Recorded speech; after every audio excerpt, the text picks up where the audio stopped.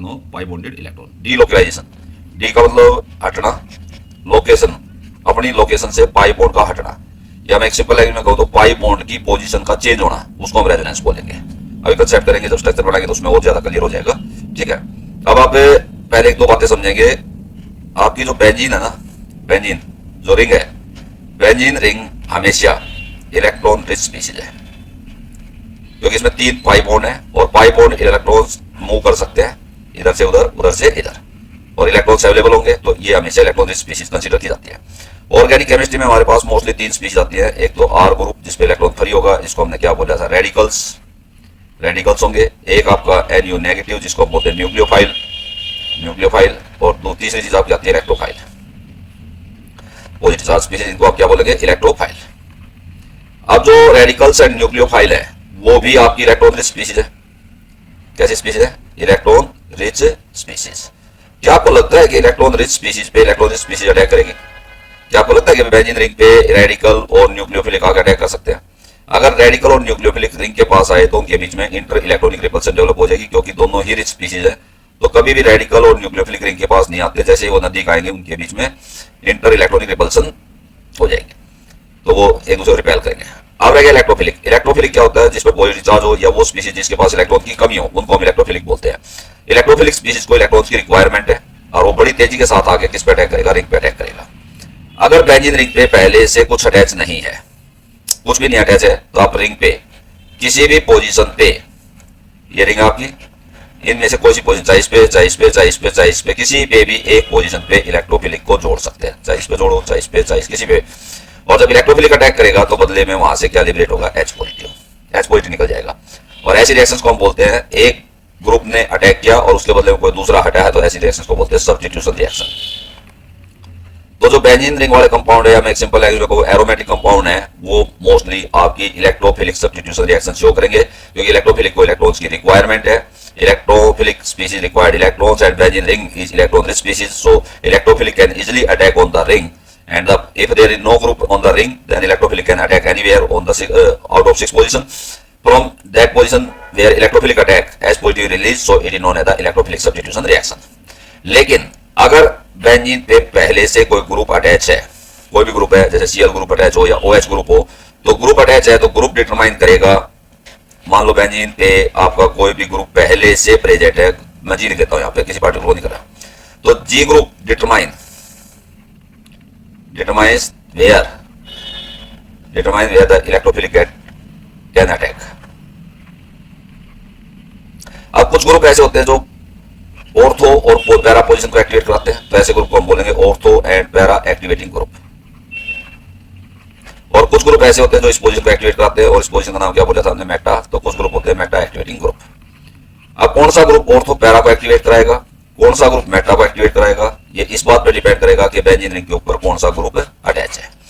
ठीक है, और ये सारा जो मामला है वो डिपेंड करता है रेजोनेंस पे। अब रेजोनेंस को हम देखते हैं कि रेजोनेंस में होता क्या है और ये किस तरह से ऑर्थो पैरा या मेटा पोजीशन को एक्टिवेट कराते हैं।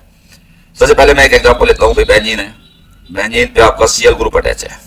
लेट्स सपोज बेंजीन पे कौन सा ग्रुप अटैच है, Cl के आउटरमोस्ट सेल में 7 इलेक्ट्रॉन होते हैं, एक यहाँ पे 2, 2 4, 2 6 और एक ये 7।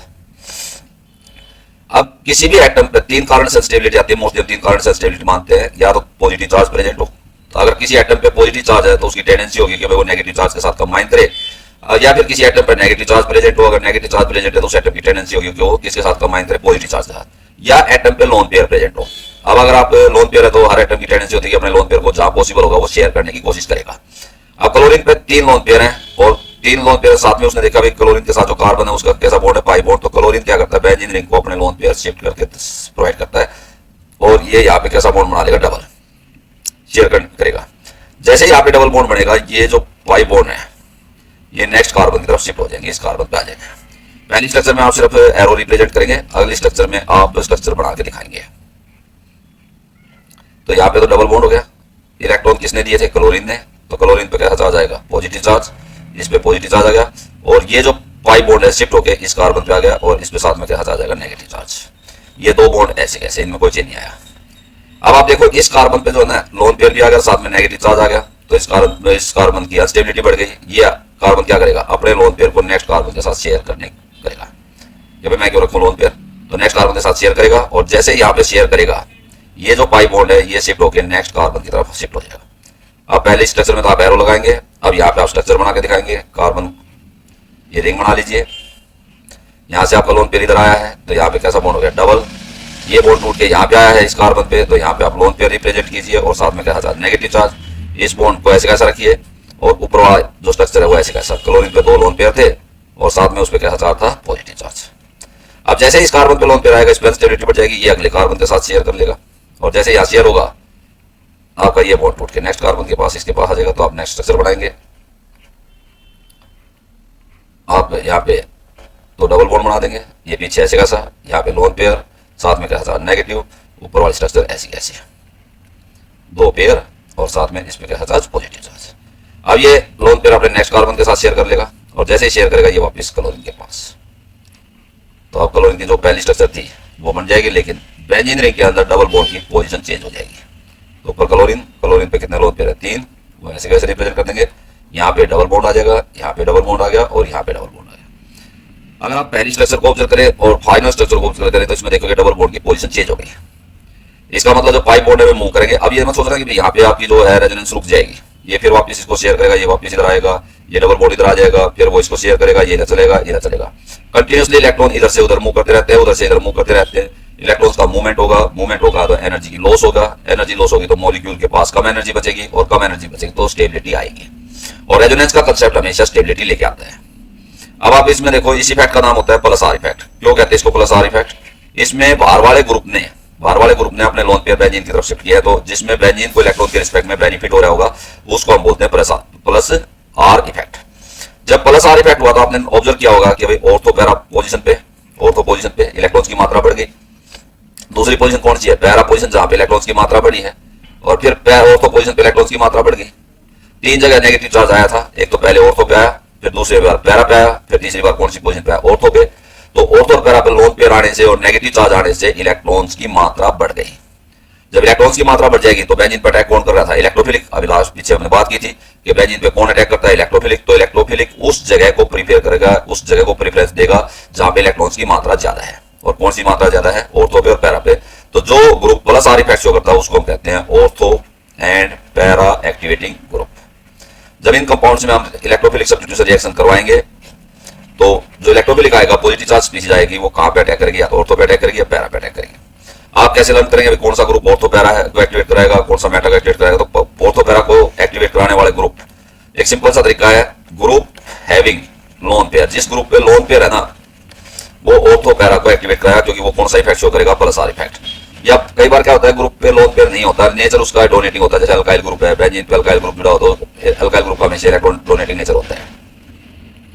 ठीक है, तो वे आपके कौन सी पोजीशन को एक्टिवेट कराएंगे? ऑर्थो और पैरा को। अब इनमें कौन कौन से ग्रुप्स आते हैं उसको देख लेते हैं। एक तो आपका जितना भी हैलोजन ग्रुप है ना, आपका एक्स ग्रुप में 3 लोन पेयर है। इसमें आपका फ्लोरो आ गया, बेंजीन पे क्लोरो जुड़ा हो, बेंजीन पे ब्रोमीन जुड़ा हो या बेंजीन पे आयोडो।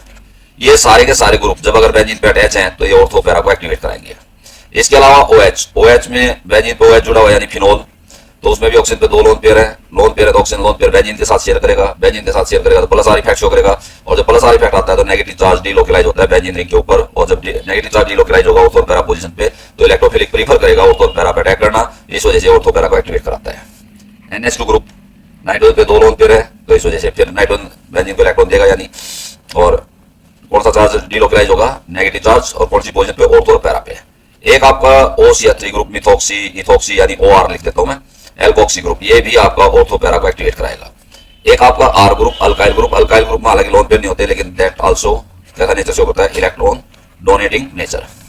इलेक्ट्रॉन डोनेटिंग नेचर की वजह से ये आपका प्लस आर इफेक्ट शो करेगा, और प्लस आर इफेक्ट शो करेगा तो ऑर्थो पैरा को एक्टिवेट कराएगा। एक रेजोनेटिंग स्ट्रक्चर और बना लेते हैं। बेंजीन है, बेंजीन पे आपका मान लीजिए ये ऐसे 3 डबल बॉन्ड हो गए, और इस पे OH ग्रुप लेता हूं यानी बेंजीन पे OH जुड़ा होता है फिनोल है। ऑक्सीजन पे 2 लोन पेयर होते हैं। सबसे पहले ऑक्सीजन अपना लोन पेयर इधर शेयर करेगा बेंजीन के साथ, और जैसे यहाँ लोन पेयर शेयर होगा ये जो पाई बॉन्ड है ये टूट के नेक्स्ट कार्बन पे, फिर आप एरो लगाएंगे, ऊपर क्या हो जाएगा आपका? ऊपर तो आपका डबल बॉन्ड हो गया, लोन पेयर कितने बच गए? 1 H, और ऑक्सीजन पे क्या आ जाएगा? Positive charge. यहाँ पे लोन पेयर आ गया और ऊपर से क्या आ जाएगा? नेगेटिव। ये बॉन्ड ऐसे कैसे? अब अगले स्ट्रक्चर में इस बॉन्ड को आप यहाँ पे, इन लोन पेयर को यहाँ पे बॉन्ड बनाएंगे और ये बॉन्ड तोड़ के इस कार्बन पे ले जाएंगे। फिर आपका ये हो जाएगा यहाँ पे, तो आपका पहले रिंग बना लीजिए, फिर डबल बॉन्ड बन जाएगा। यहाँ पे ये वाला बॉन्ड टूट गया, इस पे कैसा आ जाएगा नेगेटिव, ये ऐसे कैसा, और ऊपर वाला पोर्शन ऐसे कैसा, वो H एक लोन पेयर और कैसा ऑक्सीजन पे पॉजिटिव। अब अगली स्ट्रक्चर में ये लोन पेयर नेक्स्ट कार्बन के साथ डबल बॉन्ड बना लेगा, और जैसे यह डबल बॉन्ड बनेगा, ये जो पाई बॉन्ड है वो टूट के नेक्स्ट कार्बन के पास। तो यहाँ पे आप स्ट्रक्चर बनाएंगे, इसमें तो इस पोजीशन पे क्या आ जाएगा, लोन पेयर साथ में नेगेटिव चार्ज, यहाँ डबल बॉन्ड बन गया, डबल बॉन्ड बन गया, और ये आपका NH सॉरी OH और ऑक्सीजन पे एक लोन पेयर और साथ में क्या चार्ज पॉजिटिव। अब ये आपका लोन पेयर यहाँ शेयर होगा, और जैसे यहाँ शेयर होगा ये बॉन्ड टूट के वापस, तो आप ऊपर क्या दिखा दोगे OH। अब आप इसमें दो लोन पेयर दिखाएंगे क्योंकि वो बॉन्ड टूट के वापस आ चुका है, ये बॉन्ड यहाँ आ गया, ये यहाँ हो गया और ये आ गया, तो डबल बॉन्ड की पोजीशन चेंज हो जाएगी। इन स्ट्रक्चर्स को हम बोलते हैं रेजोनेटिंग स्ट्रक्चर। आप एक खुद बना के देखेंगे, बेंजीन पे जब NH2 ग्रुप जुड़ा होगा तो क्या रेजोनेटिंग स्ट्रक्चर बनेगी, तो बिल्कुल ऐसे ही करके देखना है। इसमें आपका मैं लिख देता हूँ, नाइट्रोजन पे कितने लोन पेयर प्रेजेंट होते हैं, एक लोन पेयर होता है। पहले आप स्ट्रक्चर में इसको डिलोकलाइज करेंगे, फिर कंटिन्यूसली ऐसे चलता जाएगा। अगर बेंजीन पे इसका नाम क्या था, एनिलीन, बेंजीन पे मिथॉक्सी ग्रुप है तो वो भी आपकी यही रेजोनेंस शो करेगा, OCH3 में ऑक्सीजन पे कितने लोन पेयर है, 2, तो ये आपका इधर शेयर करेगा और फिर कंटिन्यूसली ऐसे चलता रहेगा। तो इस इफेक्ट को हम बोलते हैं प्लस आर इफेक्ट। अब दूसरा एक आपका आता है minus are effect. Minus are effect में क्या होता है, इलेक्ट्रॉन बेंजीन के जो ग्रुप जुड़ा हुआ वो अपनी तरफ विड्रॉ कर लेता है। मैं एक एग्जांपल लेता हूं, फॉर एग्जांपल बेंजीन पे आपका CHO ग्रुप प्रेजेंट है, बेंजीन पे CHO aldehyde group CH double bond O। अब आप यहाँ पे ऑब्जर्व करो, कार्बन पे कोई लोन पेयर नहीं है और कार्बन ऑक्सीजन डबल बॉन्ड है, तो ऑक्सीजन अपनी तरफ इलेक्ट्रॉन खींच लेगा, तो क्या बनेगा, कार्बन पे तो कैसा चार्ज आ जाएगा, पॉजिटिव चार्ज, कार्बन पे आ गया आपका पॉजिटिव चार्ज H ऐसे कैसा, और O पे कैसा चार्ज नेगेटिव। जब कार्बन पे पॉजिटिव चार्ज आएगा तो ये जो पाई बॉन्ड है ना, ये पाई बॉन्ड ये कार्बन की तरफ शिफ्ट हो जाएगा, और इसको एक इफेक्ट का नाम भी दिया था हाइपर कॉन्जुगेशन, और हाइपर कॉन्जुगेशन को शायद मैंने एक वर्ड भी दिया था, नो बॉन्ड रेजोनेंस। ठीक है, तो इसमें कंटिन्यूसली मूव नहीं होता, सिर्फ बेंजीन का जो बॉन्ड है वो उधर शिफ्ट हो जाता है, तो ये बॉन्ड तो उधर चला जाएगा आपका, वहां डबल बॉन्ड बन जाएगा, ये डबल बॉन्ड बन गया C, इस पे H ऐसे कैसा, O पे कैसा चार्ज नेगेटिव, और जो पॉजिटिव चार्ज है वो इस कार्बन पे आ गया। ठीक है, अब पॉजिटिव चार्ज वाई बॉन्ड को अपनी तरफ खींचेगा,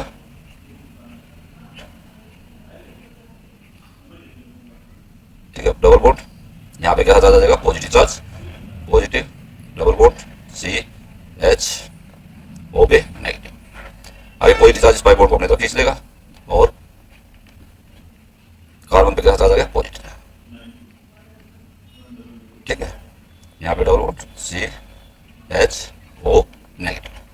अब ये पाई बॉन्ड को अपनी तरफ शिफ्ट कर लेगा और इस पे आपका कार्बन पे दोबारा क्या चार्ज आ जाएगा, पॉजिटिव चार्ज, और ये बॉन्ड ऐसे आ जाएगा, C positive charge H O पे नेगेटिव।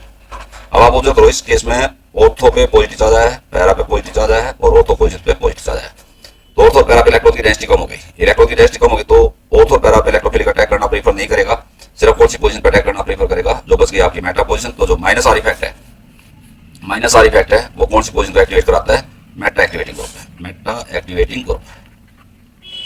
ठीक है, इलेक्ट्रोफिलिक को तो वो जगह चाहिए ना जहाँ पे इलेक्ट्रॉन्स की मात्रा ज्यादा होगी, तो मेटा पोजीशन पे आपकी पॉजिटिव चार्ज नहीं है, ऑर्थो पैरा पॉजिटिव चार्ज आ गया, ऑर्थो पैरा पे पॉजिटिव चार्ज आ गया तो इलेक्ट्रॉन की डेंसिटी कम होगी, तो वो ऑर्थो पैरा पे अटैक नहीं करेगा, कौन सी पोजीशन पे अटैक करेगा, मेटा पे। अब इसमें कौन कौन से ग्रुप आते हैं, जितने भी ग्रुप है ना, ग्रुप हैविंग या तो डबल बॉन्ड हो या कैसा बॉन्ड हो, ट्रिपल, ये सारे के सारे प्लस आर इफेक्ट शो करेंगे। और प्लस आर इफेक्ट शो करेंगे तो अगर बेंजीन पे भी ग्रुप प्रेजेंट है पहले से, तो मेटा पोजीशन को एक्टिवेट कराएंगे। इसमें आपके कौन कौन से ग्रुप आ जाता है, एक तो आपका जो एल्डिहाइड ग्रुप है CH डबल बॉन्ड O, इसमें पहले ऑक्सीजन पे नेगेटिव चार्ज आएगा, कार्बन पे पॉजिटिव चार्ज आएगा, फिर बेंजीन का पाई बॉन्ड इधर कार्बन की तरफ आएगा। आपका कीटोन ग्रुप है C डबल बॉन्ड O, इसमें भी आपका डबल बॉन्ड है, C ट्रिपल बॉन्ड N, इसमें भी ट्रिपल बॉन्ड है। आपका कार्बोक्सिलिक एसिड है, ये सारे के सारे ग्रुप आपके मेटा पोजीशन को एक्टिवेट कराते हैं। फॉर एग्जांपल एसिड क्लोराइड है, अमाइड है, एस्टर है, all these group are meta activating group. ठीक है, इनकी आप प्रैक्टिस करके देखेंगे। आप इसका जैसे NO2 का बना के देखोगे, बेंजीन पे NO2 है, nitro benzene N double bond O coordinate bond O, तो पहली स्टेप में ये ऑक्सीजन पे नेगेटिव चार्ज आएगा, नाइट्रोजन पे पॉजिटिव चार्ज, फिर नाइट्रोजन इसको पाई बॉन्ड को खींचेगा, अपनी तरफ अट्रैक्ट करेगा, फिर पॉजिटिव चार्ज इस पे आएगा, फिर ये पाई बॉन्ड को अट्रैक्ट करेगा। तो इस तरह से आप माइनस आर इफेक्ट को शो कर देंगे।